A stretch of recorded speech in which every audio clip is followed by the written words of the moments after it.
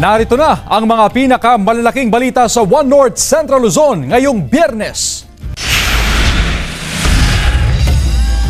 Malakas na ulan at hangin humagupit sa ilang lugar sa Northern Luzon. Ilang lugar sa Cagayan binaha naman, 13 bayan wala pa ring supply ng kuryente. Ang latest, alamin live.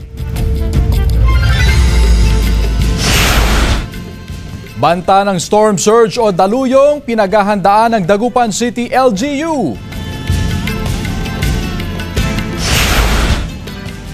At First Larry Itliong Day ipinagdiwang sa San Nicolas, Pangasinan.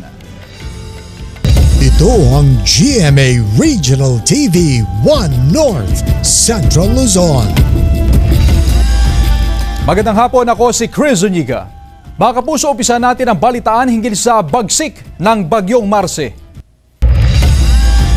Malakas sa ulan at hangin ang humagupit sa ilang lugar sa Northern Luzon. Nakatutok si Glam Caligdan Dizon.